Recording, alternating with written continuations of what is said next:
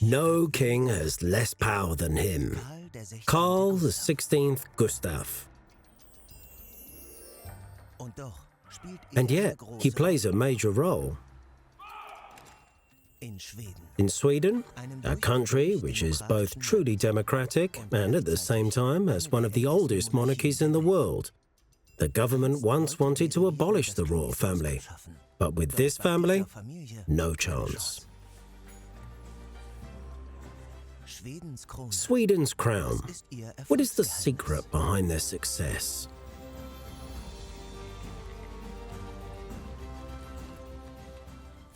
Over time, Carl Gustaf has continued his reign over Sweden under his motto, also living by it. Gender equality matters, of course. Whether a son or daughter is next in the line of succession, they follow the firstborn rule. Pretentiousness? Not a chance. Marriages with the lower classes has now become a tradition. Sweden's royal children are allowed to marry who they wish. Yes, it's probably good for them to be able to find someone who they want to live together with, to build a life together and work together. That also provides security. For me, it was the same, so it's completely natural for me, and the children are pretty grateful for this change. We live in a modern society. Dankbar für diese Veränderung. Wir leben ja in einer modernen Gesellschaft. Carl Gustaf has been the king since 1973. No other monarch in the 1,000-year history of the region can look back on a reign as long as this, in which everything was not always easy.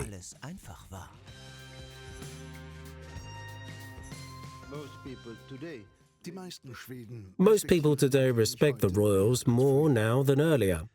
They recognize that he has learned something and is more secure in his role. When he became 60, I spoke to him and I told him I thought he was calmly confident. He no longer feared standing up for what he thought. He can even crack a joke now, which he didn't dare to do before.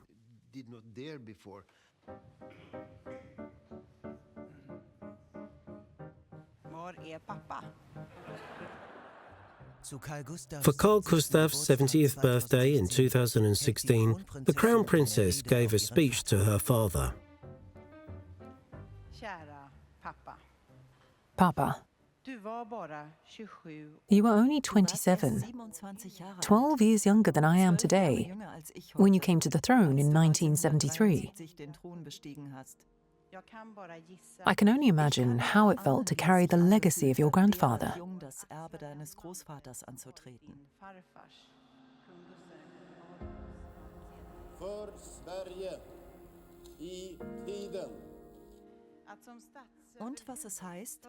And what it means to be the head of state and represent the country nationally and internationally in every way required. When he came to the throne, Carl Gustaf was a young bachelor, parentless and inexperienced. Much of Sweden knew not much more about their new king. What do you think of our new king? Do you think he'll manage? He's so young. I think so. From what I hear, he's very good. He's going to be good. He's straightened himself out. I hear he was a playboy before. Private family videos show that the king knows how to enjoy his life. For politicians, this offered a real treat, a lightweight without authority. At the time, all parties wanted to abolish the monarchy. They could have done it, but they didn't dare because the population was against it. The vast majority of about 70 to 80% wanted to keep the monarchy. So they changed the monarchy, taking away the king's rights and privileges, so that the result was that we still have a king, but not really a monarchy. We have a king, but not really a monarchy. The constitutional change of 1974 sealed the new power structures. The king was made a symbol and supreme representative. His own opinion or even decisions were undesirable. A head of state for purely ceremonial purposes.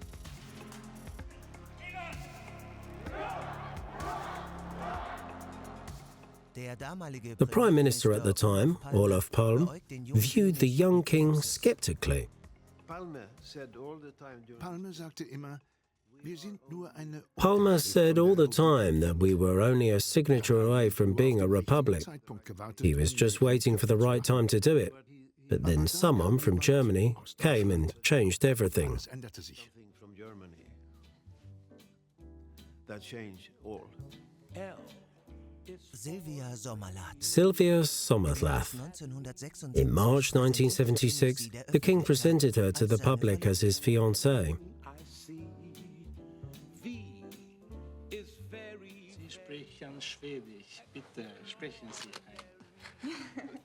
Do you speak Swedish? Please talk for us. Mycket lycklig att är in Sverige och jag hoppas att kan du hjälpa mig?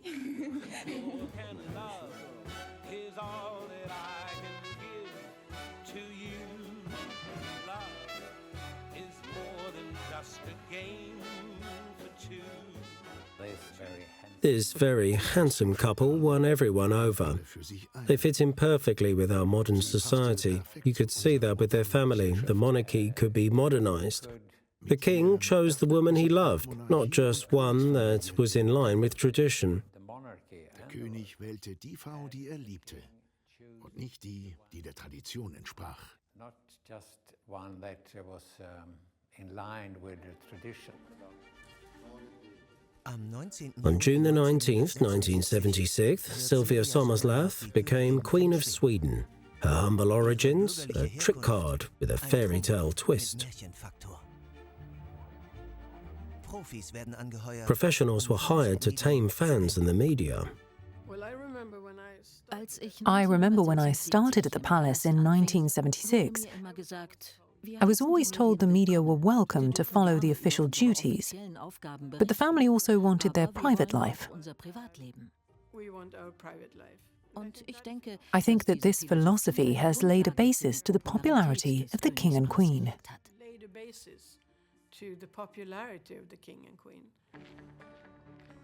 The public was allowed to take part in the family life of the Bernadotte family.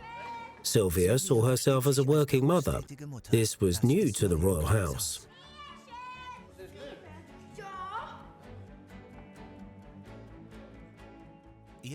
Her job? Queen. I was asked to inform the Queen about labour market policy. It's not the most funny thing to learn about, but she was very interested and asked me to come back. We had about 5 or 6 meetings on the issue, and she did the same thing for other subjects, and that earned her respect among the people. She played a role in modernizing our Swedish society. Und das verschaffte ihr Respekt bei den Menschen. Sie hat eine große Rolle bei der Modernisierung unserer schwedischen Gesellschaft gespielt. Played a role in modernizing our Swedish society. Once before, a newcomer from the middle classes has ensured the modernization of the monarchy. Jean-Baptiste Bernadotte, a Frenchman, the founder of today's Swedish dynasty. His career began in the French Revolution. As a soldier, he fought against the monarchy. The king and queen ended up at the guillotine. The will of the people took the place of the monarchy. His Republican sentiments even led him to get a tattoo on his upper arm.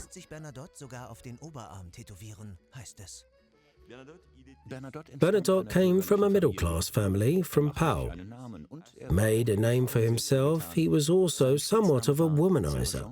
His nickname was Sergeant Belle Jambes, the sergeant with beautiful legs. This year was 1810. Sweden's heir to the throne died unexpectedly. There was the threat of an empty space on the Swedish throne. A successor for the former king had to be found, and fast. In the war in 1808 to 1809 against Russia, Sweden had lost Finland after 700 years of it belonging to them. So, of course, the Swedes wanted it back. But how? They needed a new king with a powerful military, who was the strongest man in the world at the time. Napoleon.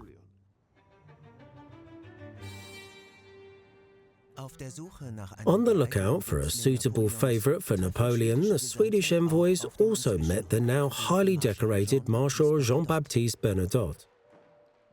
They presented him with a job advertisement. They were looking for a charismatic sovereign leader with new ideas for a kingdom in need of modernization.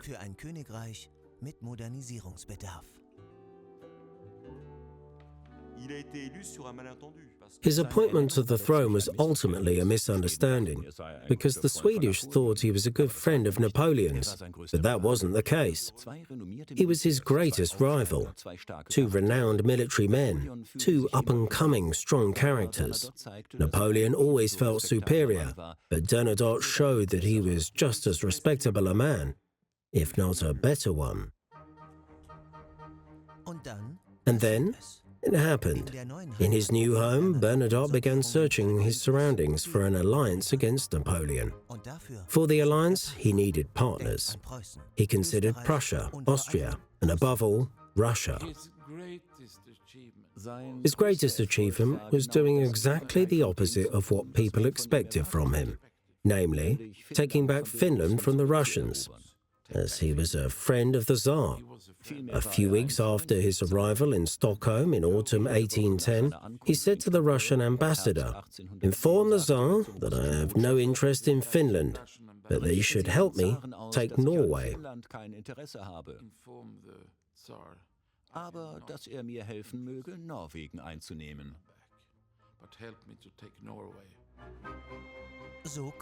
And that's how it happened. In 1815, Norway fell to Sweden with Russia's blessing, a triumph for Bernadotte. His statue was presented in front of the palace in Oslo. Now he has two crowns, as King Carl III Johan of Norway and Carl XVI of Sweden. He ruled over a considerable kingdom in the northern Europe. Napoleon's former warhorse brought peace to the Swedes and became the founder of neutral policy. In many ways, he set benchmarks because he changed Sweden radically in terms of foreign policy, culture, economics, in many aspects. And to this day, he still means a lot to the royal family and inspires them. Und noch heute bedeutet der Königsfamilie viel. Inspiriert sie. So it no longer mattered that during a medical examination it came to light, as the story goes,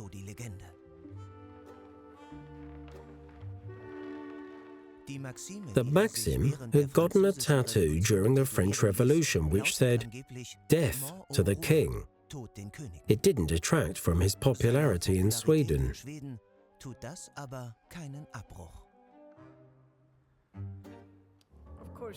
Of course, we know that he didn't want the king dead, at least not in Sweden.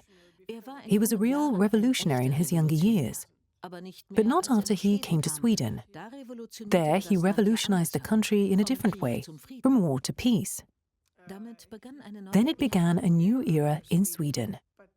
But the legend is funny, even today when tattoos are so common.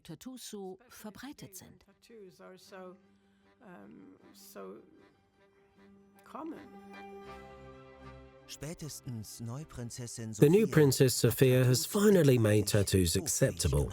She also does not come from aristocracy. The Bernadotte family tree has been part of the European aristocracy for a long time as somewhat of a flaw.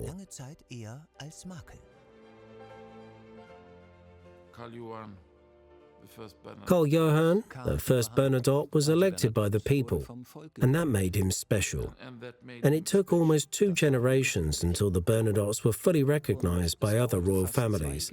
But over the years, they've become accepted amongst the royals with no problems. Doch mit der Zeit haben die europäischen Royals sie akzeptiert.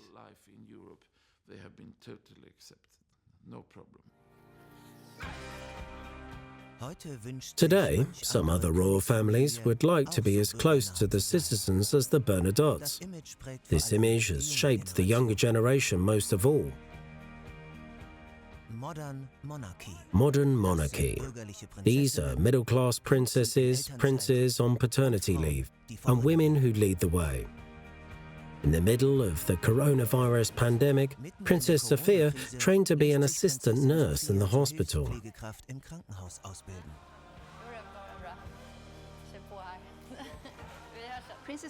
Princess Sophia is a doer. If she sees a problem or someone needs help, then she does what she does. She is the patron of this hospital. So she knew about the staff shortage. So she put on an apron and got on with it, just like the other staff.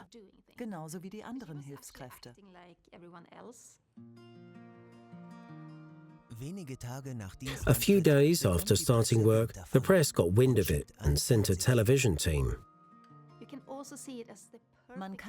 You can also see it as the perfect PR gag, but it wasn't meant that way.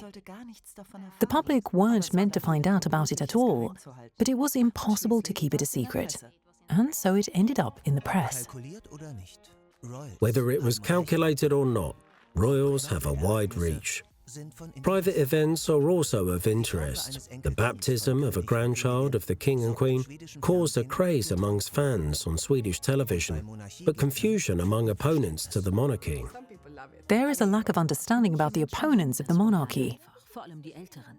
Some people simply love the royal family, especially the older generations. But the younger people also find it strange that there is a family in Sweden simply carrying on this position and leading a life like that with the taxpayers' money. In 2019, Carl Gustaf decided that the only descendants of the next in line will be heirs to the throne, sending a signal to taxpayers. Only those with a role cost money. Of course, it's very important for the royal family to keep justifying their position. They always have to show that they are doing something, and the king has to show he is putting the crown first. There is no excuse for being at home sick, for example.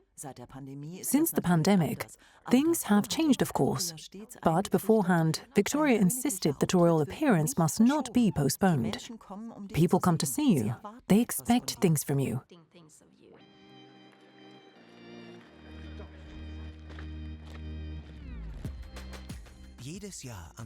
Every year, on the 12th of March, visitors make a pilgrimage to the Palace of Stockholm. The Crown Princess is celebrating her naming day. Victoria the Victorious. She is popular in Sweden, even if the younger generation is critical of the monarchy as a form of government. I must say, I respect her a lot. I think she is a really good person, and that she's doing a great job. It's not about her. It's the principle of having a head of state who is not elected. If she runs as a candidate, that would be great. Daniel is part of Victoria's success story. Daniel is really important for Victoria. He is her foundation. The two of them decided to put their family first, but not before the crown. So he's gladly standing behind Victoria and supporting her, letting her stand in the spotlight. Victoria, in turn, takes her responsibility as future queen very seriously. She wants to do her best in the role.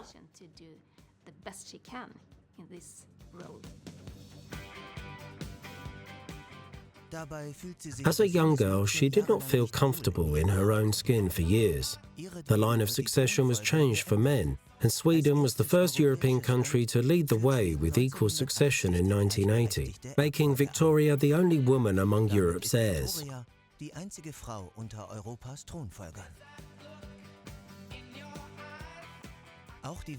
Her choice of partner also seemed to be a problem. Daniel was not considered to be suitable for her, but Victoria prevailed. In February 2009, she announced her engagement to Daniel Westling, a former fitness trainer. Mit dem bürgerlichen Daniel Westling, ihrem früheren Fitnesstrainer. Finally, I remember that day as a relief. They had been longing for that day for a long time, and it finally came. It brought about a new era for Sweden. The princess was marrying a common man and staying on the throne. This had never happened before. It was the start of the story for a modern Sweden. Das hat's noch nie gegeben. Das war der Auftakt für ein neues Kapitel in der modernen schwedischen Geschichte.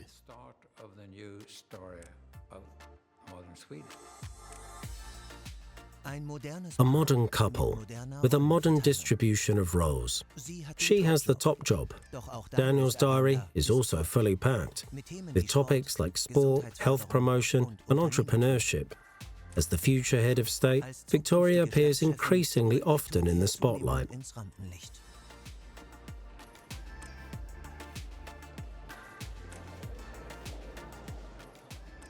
She uses her position to draw attention, especially to human rights, integration, and climate protection. We have a lot of work ahead of us.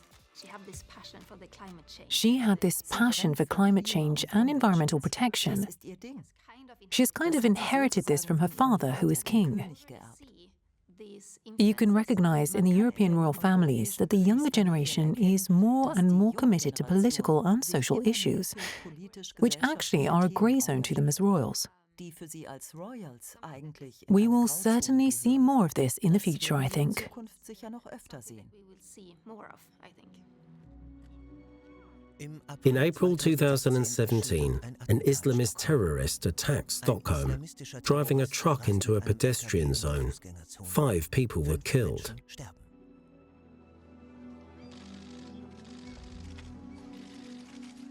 The king was abroad. The crown princess represented him at the scene.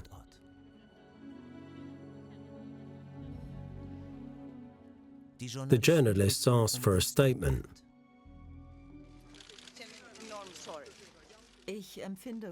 I feel great sadness and pain, but I also feel strength, because our society are coming together here with great strength. How are we doing that? Together.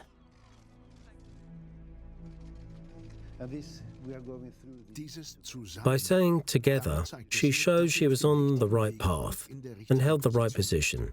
It was authentic, not read from a piece of paper that some official had given her. It was real, from the heart. It was real, from the heart. The crown is a unifying but apolitical force. The ice upon which the royal head of state moves is thin. The crown princess and king are regularly informed about political matters and legislative initiatives.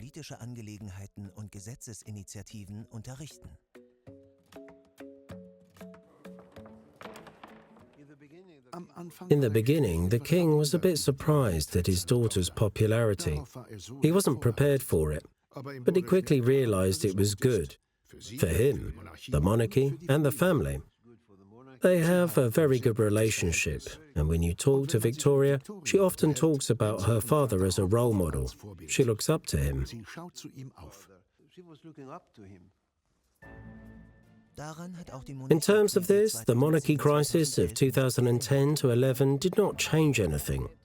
A book about the king caused a stir when a story of a love affair from the 90s came to light. There were also mentions of alleged visits to the red light district, damaging the house's reputation. The family was put to the test. Time tends to help people forget. In Sweden, this isn't a big deal anymore. But we do still talk about it sometimes. Naturally, it is something which will follow him for the rest of his life. He was brave enough to be open about it when he gave an interview back then and said that there were no secrets. It was a long time ago, and that he had discussed it with his wife. The crown princess once said how difficult it was for her to see her family to suffer. But in the end, it did some good, as it strengthened the solidarity of the family. A closeness which they like to demonstrate. For the annual programme, The Year with the Royal Family, 3 generations are appearing in front of the camera. Their celebrated down-to-earthness is part of their success.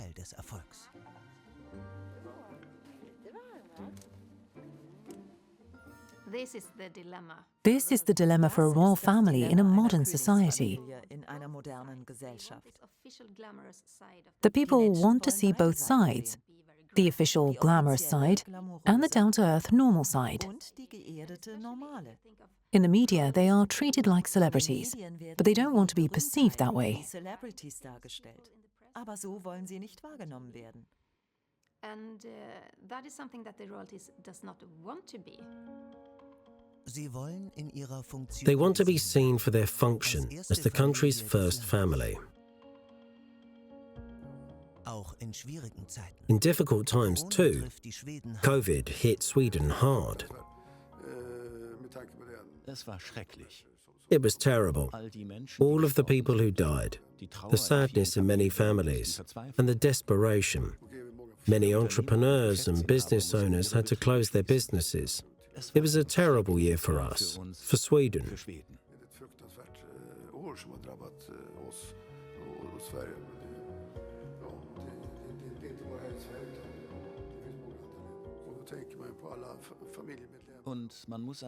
And to think of all of those who died who were not able to say goodbye to their loved ones. The often quoted Swedish unique approach, no regulations, no bans, the goal being to create herd immunity. The balance sheet looks terrible, according to the king. It is probably the case that we simply failed. We still ended up with a large number of deaths to mourn, and that is terrible.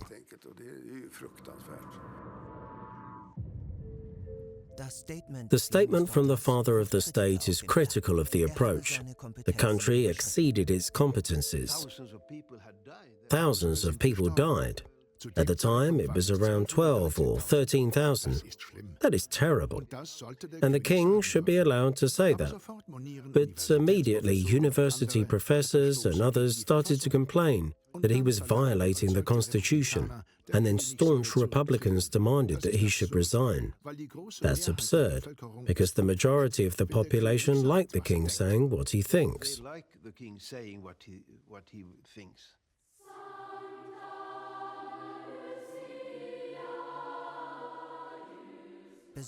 Especially at events such as these, where the king speaks to the hearts of the citizens. Christmas 2004.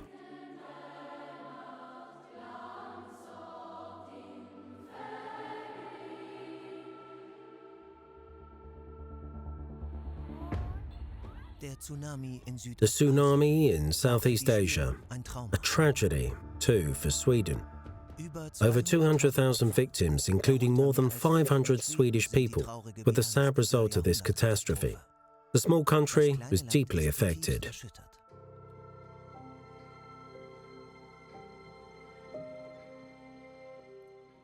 At a memorial service for the victims, the king addressed the nation.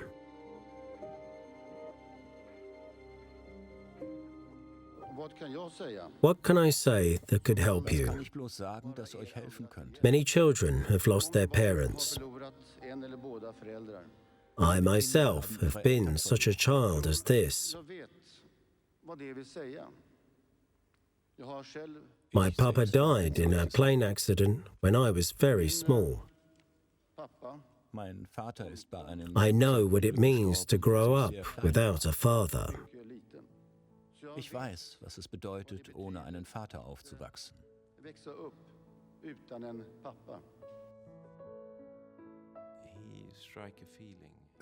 He struck a feeling with the people, and they felt connected to him because they had similar experiences. I think that was very important for many people. I want to appeal to everyone who feels the same. Dare yourself to show your feelings. Dare yourself to help each other. Traut euch, einander zu helfen.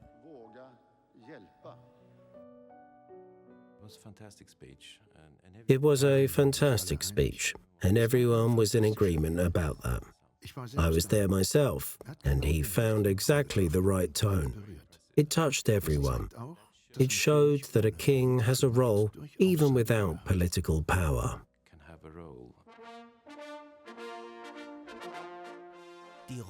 The role of the king, father of the nation.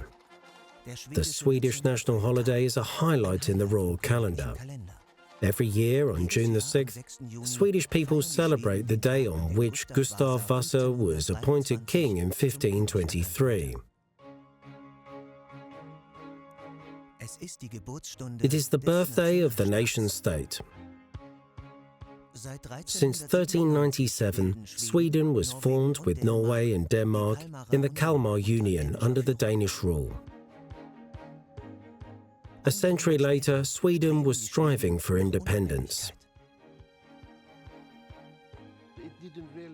It didn't really work. The Danes were too powerful and too rich. In those days, they were better educated and more civilized, and the Swedish nobility naturally wanted to claim power for themselves. They wanted to have this power for themselves. The noble Gustav Eriksson was part of a delegation supposed to negotiate with the King of Denmark in 1518. But instead of negotiating, the king had the men arrested. Gustav managed to escape. He was lucky and escaped the Stockholm bloodbath. The execution took many Swedish nobles at the request of the Danish king. Amongst the victims were also Gustav's father and other relatives. Gustav wanted to defend himself.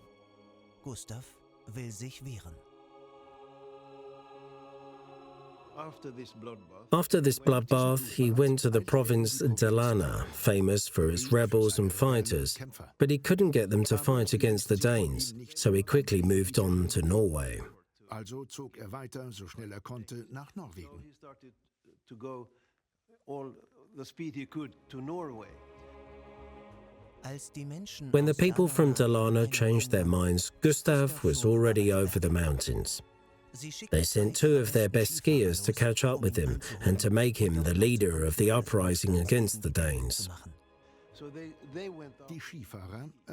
The skiers caught up with him shortly before the Norwegian border. They asked him to return, and then they went back to the sledge again. In the footsteps of fathers for future victories. Under this motto, the world-famous cross-country ski race takes place every year. A ski marathon across Dalarna to commemorate Gustav's return. His successor, King Carl, took power in 1977 for the first time. It's a sort of proof of manhood in Sweden. Every man should take part in the race at some point in their life. The stories say that they covered the entire distance by ski, but Gustav couldn't ski. He was a wealthy nobleman who went by horse. Under Gustav's leadership, Sweden could free themselves from the Danish dominance. On the 6th of June, 1523, they voted him to be their king. The country was bankrupt, but Gustav knew how to help. The smart thing he did was he used the Catholic Church for his own benefit. He appointed the bishops and priests, and with these handpicked priests, he had a mouthpiece in the community. He sent letters to the churches, and when the priests then gave their sermons, they would say, "Here is the word of God and the Bible," and then, "Here is the word of the king and the palace." He said it with the same tone as God, so people understood he was an important man.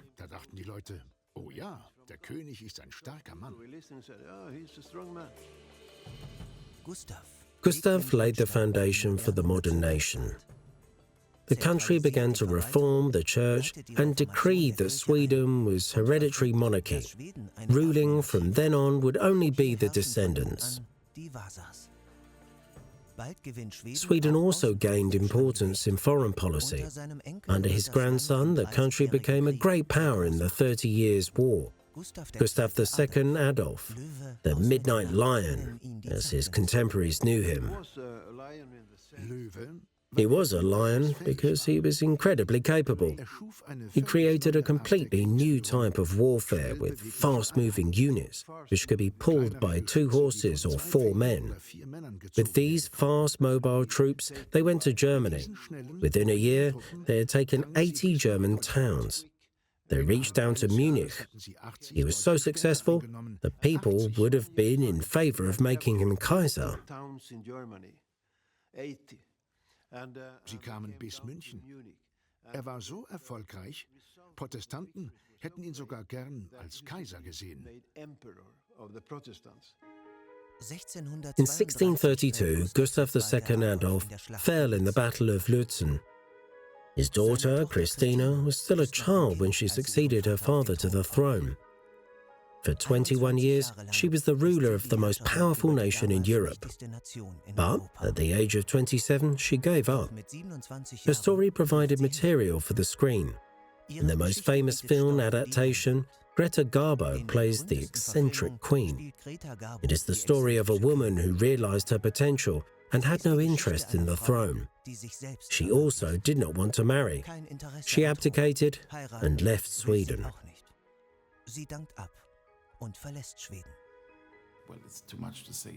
Well, it's too much to say that it's a shock today, but she was never forgiven for the abdication, especially because she was the daughter of the Protestant king who defended Protestant Europe during the 30 Years' War. Converted to Roman Catholicism and moved to Rome, she was considered a traitor in many ways. Zum römisch-katholischen Glauben konvertierte und nach Rom zog. Sie galt in vielerlei Hinsicht als Verräterin.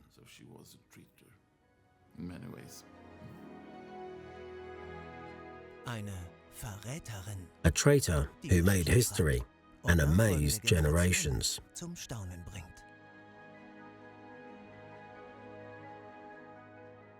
When I talked to Victoria about Christina once, she said, "Wow, what a woman, and so brave." She said she wouldn't even have had the courage to say no to the compulsory Sunday dinner with the family. She was downright impressed by Christina. She was really impressed by Christina.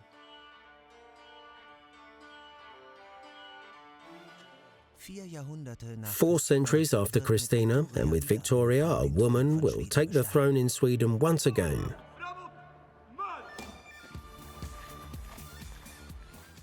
But unlike 400 years ago, no surprises are expected with Victoria.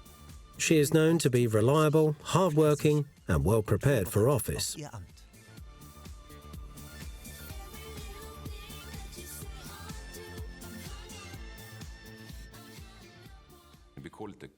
We call it the Kingdom of Sweden, but factually it will be the Queendom one day. First with Victoria, and then with Estelle. It's a good thing. Crown Princess Victoria has been preparing for this her whole life, and is really a smart, very intelligent woman. And I think that people can feel this. She wasn't just born to be queen, but she actually wants to do a good job, so to speak. Sondern sie wird den Job auch buchstäblich gut erledigen. Actually delivering a good job, so to speak. A job with a 1,000-year tradition, and yet with modern-day justification for Sweden in the 21st century.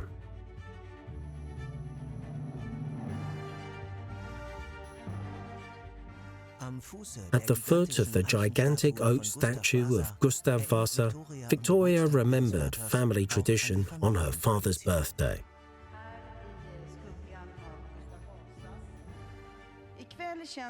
Of course, this evening I would like to build on how our family spans generations, how our responsibility as a royal family was inherited, and how you, as family's father and as regent, have continued this legacy.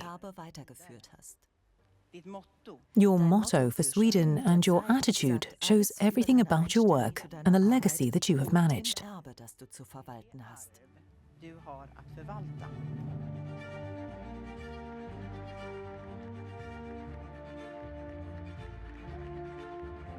You can say that they use this motto for Sweden in everything that they do. Every day, week, month, year. The topics and organizations they support are important, and the king has also modernized the royal family. It runs like a small business. They have opened up the castle.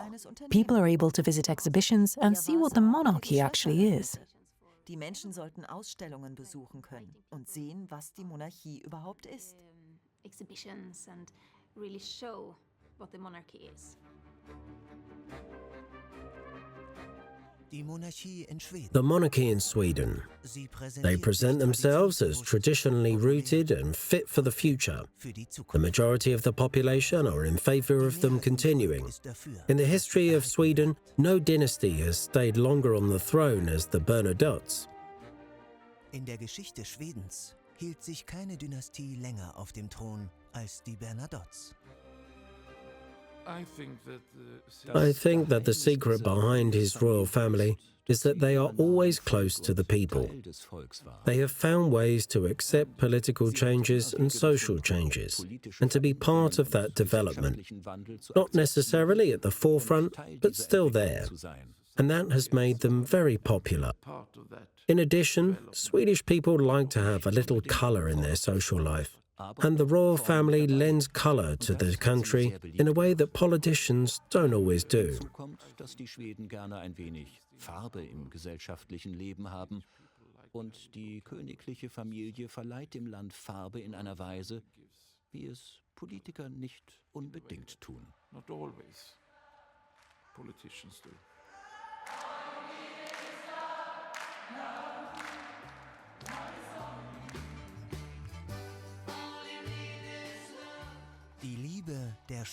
Sweden's love for their king increases with his age and with the prospect of his heirs.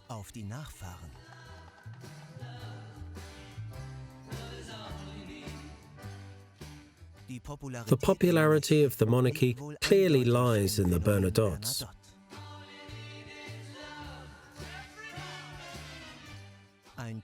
The Bernadottes are a royal family who know how to move with the times. That is the secret of Sweden's crown.